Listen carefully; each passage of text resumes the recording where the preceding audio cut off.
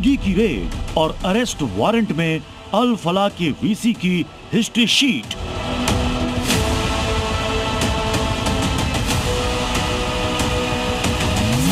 Chit fund company का fraud तिहाड़ी कैसे बना मेडिकल यूनिवर्सिटी का हेड। कैंपस में डॉक्टरों का जिहाद मॉड्यूल, डॉक्टर जवाद को क्या क्या पता था।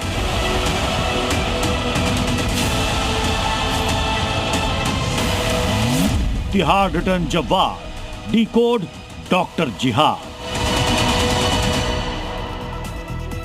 नमस्कार, स्वागत है आपका जी न्यूज में। आपके साथ मैं अखिलेश आनंद हूं। अल फलाह यूनिवर्सिटी का vice chancellor Jawad Ahmed Siddiqui. Delhi bomb blast के बाद ये दोनों ही नाम जिस तरह से आतंकवादी गतिविधियों से जुड़े वो बहुत सनसनीखेज है। जरा सोचिए, फरीदाबाद में यूनिवर्सिटी का बोर्ड ये बोल्ड लेटर्स में दिखाता है अल फलाह मेडिकल यूनिवर्सिटी। अल फलाह यानी सबका कल्याण और सामूहिक विकास करने का पाक जज्बा। लेकिन असलियत अब तक जांच एजेंसियों की रिपोर्ट में सामने जो कुछ आया उसके मुताबिक यूनिवर्सिटी से जुड़े 7 लोग दिल्ली के लाल किला ब्लास्ट से जुड़े थे। ब्लास्ट से पहले पूरी साजिश इसी अल फलाह यूनिवर्सिटी में रची गई। तो क्या इस यूनिवर्सिटी का वाइस चांसलर और मैनेजिंग ट्रस्टी जवाद अहमद सिद्दीकी इस पूरी साजिश से अनजान था, और ऐसा कैसे हो सकता है? इसी सवाल को जांच एजेंसियां इसी पर चौकन्नी भी हैं। और जब जवाद सिद्दीकी की क्राइम कुंडली खंगाली गई, जो कुछ सामने आया बहुत चौंकाने वाले खुलासे हुए हैं।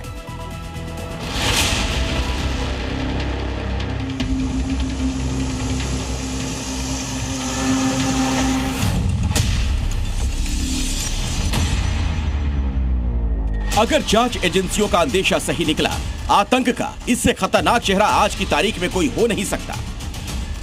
क्योंकि दुनिया को दिखाने के लिए मेडिकल यूनिवर्सिटी, इसके कैंपस में डॉक्टरों की व्हाइट कॉलर फौज। लेकिन असलियत क्या? असलियत ये कि जवाद की यूनिवर्सिटी कैंपस से जुड़े 7 लोग ऐसे गिरफ्तार होते हैं जो 3200 किलो विस्फोटक, 32 कारें और दिल्ली के लाल किला ब्लास्ट में किसी न किसी तरह से शामिल पाए जाते हैं। अव्वल तो अल फलाह का सर्वे सर्वा जवाद सिद्दीकी खुद भी अब एक आरोपी है। ईडी को अल फलाह चैरिटेबल ट्रस्ट के खिलाफ मनी लॉन्ड्रिंग के सबूत मिले हैं। पूरे एनसीआर में अल फलाह ट्रस्ट के 19 ठिकानों पर ईडी ने रेड डाली। इसमें 48 लाख रुपए कैश और करोड़ों की अवैध आय के भी सबूत मिले हैं। रेड के बाद पीएमएलए की धारा 19 के तहत जवाद सिद्दीकी की गिरफ्तारी की गई। दिल्ली क्राइम ब्रांच में दर्ज एफआईआर के मुताबिक जवाद ने अल फलाह यूनिवर्सिटी की मान्यता को लेकर भी बड़ा फर्जीवाड़ा किया। विश्वविद्यालयों को मान्यता देने वाली संस्था यूजीसी ने कहा है कि अल फलाह धारा 2F के तहत एक स्टेट प्राइवेट यूनिवर्सिटी के रूप में दर्ज है, लेकिन 12B के तहत पूर्ण मान्यता के लिए कभी आवेदन भी नहीं किया। फिलहाल आप ये गेट देखिए, ये गेट यहाँ पर पूरी तरह से बंद कर दिया गया है, क्योंकि इस हेड ऑफिस के बगल में ही अपार्टमेंट भी है जहाँ स्थानीय लोग रहते हैं। अगर जो लोग यहाँ रह रहे हैं सिर्फ उनकी पहचान करके अंदर भेजा जा रहा है। ऑफिस को अभी बंद कर दिया गया है। जावेद अहमद सिद्दीकी के साथ लैपटॉप और मोबाइल जो है वो भी जब्त किए गए हैं, क्योंकि अब फॉरेंसिक जांच चल रही है जिसमें कई अहम खुलासे सामने आए हैं कि कैसे ये यूनिवर्सिटी बीते 30 साल से लोगों को बरगलाने का काम कर रही थी, कैसे झूठे पैसे लिए जा रहे थे और जो डिग्री दी जा रही थी वो भी एक तरह से फर्जी थी, क्योंकि यूनिवर्सिटी के पास एक्रेडिटेशन ही नहीं था। जवाद सिद्दीकी की गिरफ्तारी के साथ तो अल फलाह यूनिवर्सिटी का एक चैप्टर क्लोज हुआ है, लेकिन अब जांच एजेंसियों की पूछताछ में उसकी लंबी चौड़ी हिस्ट्री शीट के कई सारे चैप्टर खुलेंगे। 15 से ज्यादा कंपनियों का डायरेक्टर, एनसीआर से दुबई तक जवाद का कनेक्शन। 10 नवंबर को दिल्ली बम धमाके के बाद से जवाद अहमद सिद्दीकी दुबई में ही था। वहां इसकी अल फलाह नाम से एक कंस्ट्रक्शन कंपनी है। दिल्ली पुलिस से नोटिस मिलने के बाद जवाद सोमवार रात लौटा। इसके बाद ईडी की टीम ने अपना एक्शन शुरू कर दिया। ईडी ने जामिया नगर में जवाद सिद्दीकी के आवास, दफ्तर और तिकोना पार्क के पास उसके भाई सऊद अहमद सिद्दीकी के फ्लैट समेत शाहीन बाग में 4 जगहों पर एक साथ छापेमारी शुरू की थी। इसमें मिले सुरागों के आधार पर रेड का दायरा 19 ठिकानों तक बढ़ता गया। अब जांच एजेंसियों के सामने सवाल है, मामूली कॉलेज चलाने वाले जावेद अहमद सिद्दीकी ने कैसे इतनी बड़ी यूनिवर्सिटी खड़ी की? सिद्दीकी ने कैसे अल फलाह यूनिवर्सिटी के लिए 250 करोड़ रुपए जुटाए? अल फलाह यूनिवर्सिटी की मान्यता को लेकर दस्तावेजों में किसने और कैसे हेरफेर की? दिल्ली ब्लास्ट से अल फलाह यूनिवर्सिटी कनेक्शन सामने आने के बाद खुद सामने क्यों नहीं आया?